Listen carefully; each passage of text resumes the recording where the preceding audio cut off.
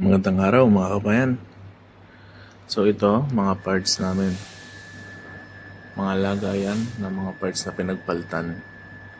Meron pa rin dito sa drum. So, iisa-isahin natin yan. Simula muna tayo kay fuel pump.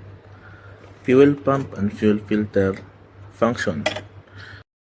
Ito, recently lang namin pinalitan kasi namamalya yung sasakyan ng customer. So, dinayag muna namin, tinignan namin loob kung palitin na siya.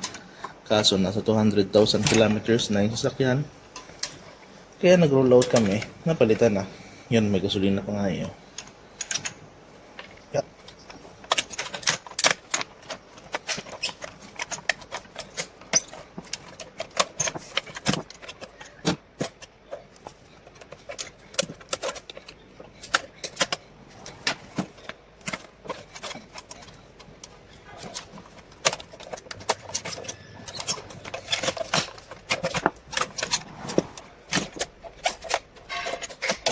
Ito, parts natin.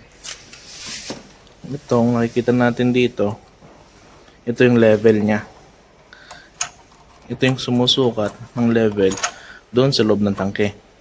Kapag puno yung level, kapag puno yung gasolina sa tangke, tataas siya. Pag nababawasan naman, syempre, bababa. So ito yung mag-i-indicate doon sa inyong dashboard kung ano yung level ng gasolina nyo. So ito naman, ito yung filter sa ilalim.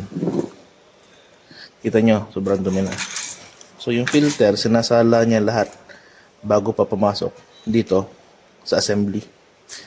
Tanggalin natin yung filter.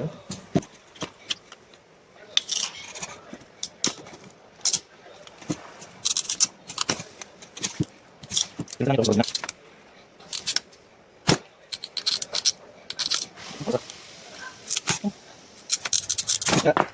So ito yung filter.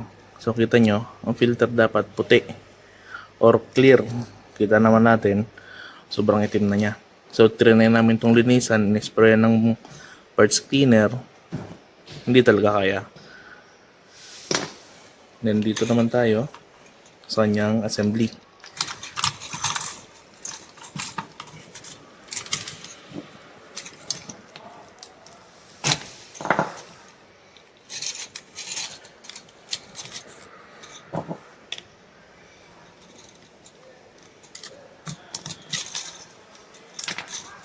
So dito, tanggal natin tong connector ng pump. Ito, pump.